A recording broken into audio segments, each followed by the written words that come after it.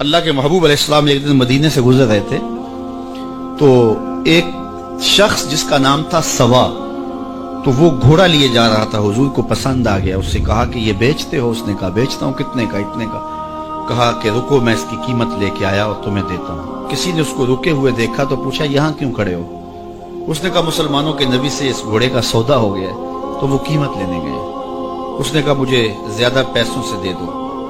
تو اس نے کہا میں تو یاد سودا کر چکا ہوں۔ اس نے کہا کہ کوئی گواہ تھا؟ کہا نہیں۔ کہا مکر جانا۔ اس کو پیسوں کی لالچ آ گئی، اس نے کہا ٹھیک ہے حضور، اتنے میں قیمت لے کے پہنچ گئے۔ تو اس نے کہا میں نے تو آپ سے سودا کوئی نہیں کیا۔ حضور نے کہا ابھی تو سودا ہوا ہے۔ وہ کہنے لگا میں نے سودا کوئی نہیں کیا۔ لوگ بھی اکٹھے ہونے لگے، ہجوم بن گیا۔ اب حضور کہے میں نے گھوڑا خریدا ہے، وہ کہے میں نے بیچا نہیں۔ اب جب لوگوں کا ہجوم بنا تو لوگوں کے ہجوم کا بھی ایک پریشر ہوتا ہے۔ تو اس نے کہا کہ اگر بات لوگوں پہ چلی گئی تو صادق بھی یہ ہے، امین بھی یہ ہے، تو لوگ تو انہیں سچا کہیں گے۔ اس نے کہا اچھا مجھے یہ بتائیں کہ جب دو آدمیوں کے مابین یوں نزاع بن جائے تو اس میں تسویہ کی صورت کیا ہوتی ہے آپ کی شریعت میں؟ تو حضور نے فرمایا میری شریعت تو کہتی ہے کہ جو مدعی ہے وہ گواہ لائے، والیمین علی من انکر، جو انکار کرتا ہے وہ قسم دے دے۔ اس نے کہا پھر ٹھیک ہے، آپ کا دعویٰ ہے کہ آپ نے گھوڑا خریدا ہے تو پھر آپ گواہ دیں، اور اگر آپ کے پاس گواہ نہیں ہے تو پھر میں قسم دے دیتا ہوں۔ جھوٹ اس نے پہلے بول لیا تھا، قسم دینا اس کے لیے مشکل نہیں تھا، اس کو یہ بھی پتا تھا گواہ کوئی نہیں۔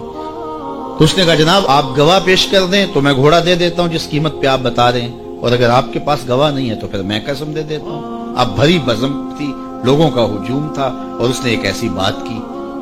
قبل اس سے کہ کچھ دیر گزرتی، حضرت حذیفہ بن یمان الانصاری رضی اللہ تعالیٰ عنہ آگے بڑھے اور کہا کہ گواہی مانگتا ہے؟ اس نے کہا جی میں گواہی مانگتا ہوں۔ تو کہا میں گواہی دیتا ہوں، جتنے میں حضور نے بتایا اتنے میں سودا ہوا ہے اور حضور نے گھوڑا خریدا ہے۔ اس نے کہا جی ٹھیک ہے میرا مطالبہ پورا ہو گیا، گواہی چاہیے تھی، درکار تھی، گواہی مل گئی۔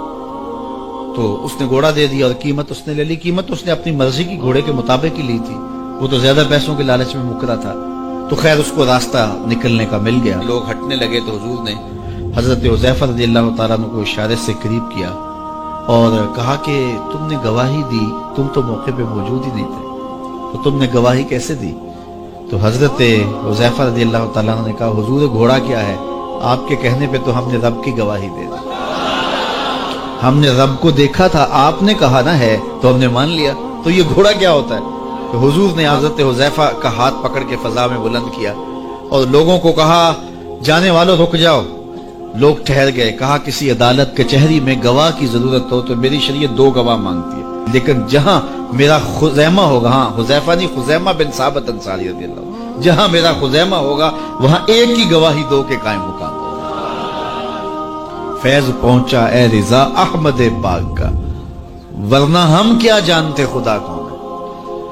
میں اگر خدا سے ملنا چاہوں تو مجھے بتاؤ نہ کہ میں کدھر جاؤں، شرق کو جاؤں، غرب کو جاؤں، شمال کو جاؤں، جنوب کو جاؤں، نیچے سوراخ کروں، اوپر سیڑھی لگاؤں، کدھر جاؤں؟ آئیے ذرا قرآن کو اصول دیکھیے۔